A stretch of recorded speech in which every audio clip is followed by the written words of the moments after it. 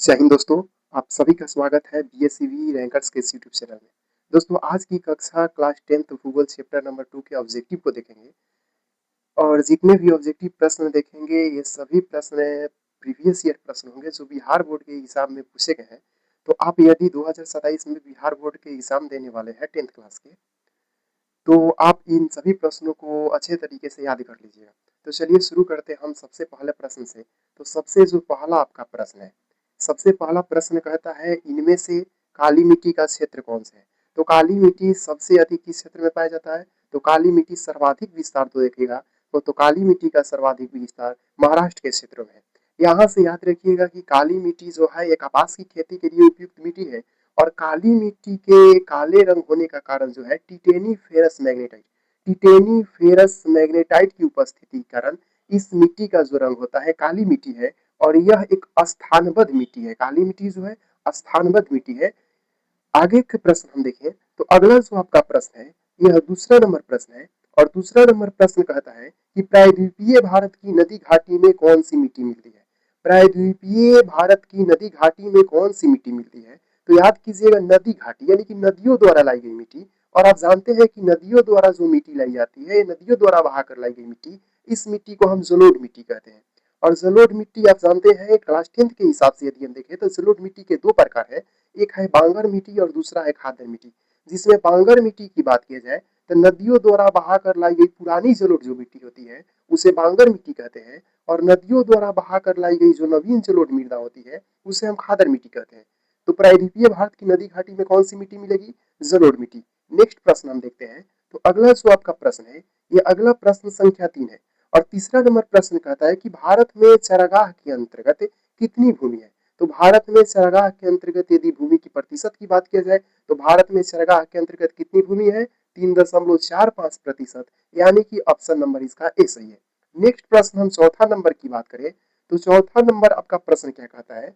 तो चौथा प्रश्न कहता है इनमें से कौन सा उपाय भूमि ह्रास के संरक्षण में उपयुक्त हो सकता है। मतलब कि भूमि ह्रास से बच सकते हैं कौन सा उपाय करके। क्या भूमि को जलमग्न बनाए रखना, इसे तो भूमि ह्रास का ही तो कारण है। जनसंख्या वृद्धि में तेजी लाना, ये भी भूमि ह्रास का कारण है। तेजी जनसंख्या वृद्धि होगी तो पेड़ पौधे कटेंगे घर बनाने के लिए, तो यहाँ से भूमि ह्रास होगा। बाढ़ का नियंत्रण, तो ये बाढ़ का नियंत्रण एक मृदा संरक्षण यानी भूमि ह्रास का नियंत्रण के लिए उपयुक्त हो सकता है, यानी कि ऑप्शन नंबर इसका क्या होगा, ऑप्शन नंबर बी सही होगा। नेक्स्ट प्रश्न हम देखें तो अगला जो आपका प्रश्न है ये प्रश्न संख्या 5 है और प्रश्न संख्या 5 कहता क्या है कि भारत में पर्वतीय भूमि का प्रतिशत क्या है। देखिए भारत में यदि पर्वतीय भूमि की प्रतिशत की बात करें तो पर्वतीय भूमि भारत में कितना प्रतिशत, तो 30%। भारत में पर्वतीय भूमि कितना प्रतिशत है, 30% है। नेक्स्ट प्रश्न की हम बात करें तो अगला जो आपका प्रश्न है यह अगला प्रश्न संख्या 6 है और छठा नंबर प्रश्न कहता है कि पंजाब में भूमि ह्रास का मुख्य कारण क्या है। याद कीजिएगा ये कई बार प्रश्न एग्जाम में पूछे जा चुके हैं कि पंजाब में भूमि ह्रास का मुख्य कारण क्या है। तो याद कीजिए कि पंजाब में जो भूमि ह्रास है इसका मुख्य कारण अत्यधिक सिंचाई है। नेक्स्ट प्रश्न हम देखते हैं तो अगला जो प्रश्न है प्रश्न संख्या 7 है और प्रश्न संख्या 7 कहता है कि किस राज्य में सीढ़ी नुमा खेती प्रचलित है।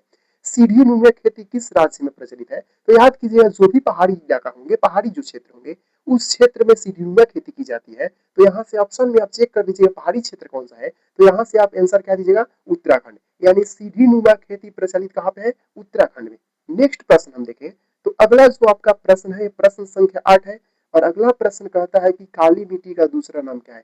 प्रथम क्वेश्चन में ही हमने बताया कि काली मिट्टी का दूसरा नाम क्या है। तो काली मिट्टी को हम क्या बोलते हैं, रेगुर मिट्टी या रेगुर मिट्टी कहते हैं। काली जो मिट्टी है इस काली मिट्टी को बिहार के क्षेत्रों में केवाल के नाम से जाना जाता है और विश्व स्तर पर इस काली मिट्टी को चेंडोजेम या चेंडोबिल के नाम से जाना जाता है। दरअसल ये प्रश्न नहीं पूछे जाते हैं लेकिन फिर भी यदि इन दोनों बातों को याद रखिएगा कि विश्व स्तर पर इस मिट्टी को हम चेंडोजेम या चेंडोबिल कहते हैं और बिहार में इस मिट्टी को केवाल के नाम से जानते हैं।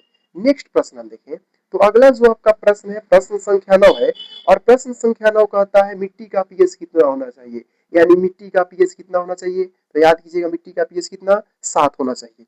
नेक्स्ट प्रश्न की हम बात करें तो नेक्स्ट प्रश्न कहता है प्रश्न संख्या 10। प्रश्न संख्या 10 कहता है भारत में सबसे अधिक विस्तार किस मिट्टी का है।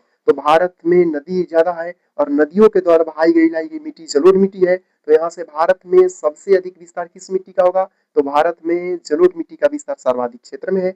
नेक्स्ट प्रश्न हम देखें, तो अगला जो प्रश्न है प्रश्न संख्या आपका 11 है और प्रश्न संख्या 11, पंजाब में भूमि निम्नीकरण का मुख्य कारण निम्नलिखित में कौन से है?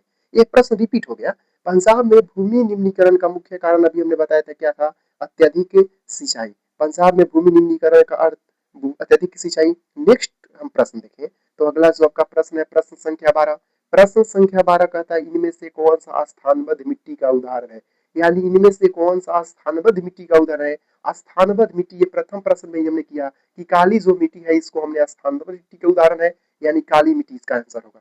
नेक्स्ट प्रश्न हम देखें, प्रश्न संख्या आपका 13 प्रश्न है और प्रश्न नंबर 13 कहता है पुरानी जलोढ़ मिट्टी को क्या कहा जाता है?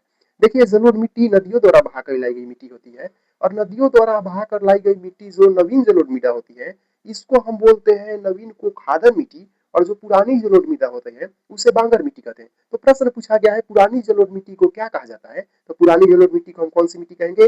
बांगर मिट्टी कहेंगे।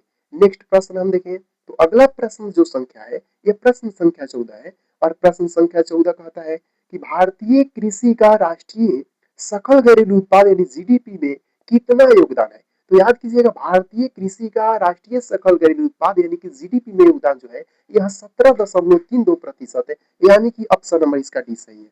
नेक्स्ट प्रश्न हम देखते हैं प्रश्न नंबर जो है 15 और प्रश्न नंबर 15 कहता है कि मूल मृदा संरचना में मूल चट्टान के ऊपर कितनी परतें होती है?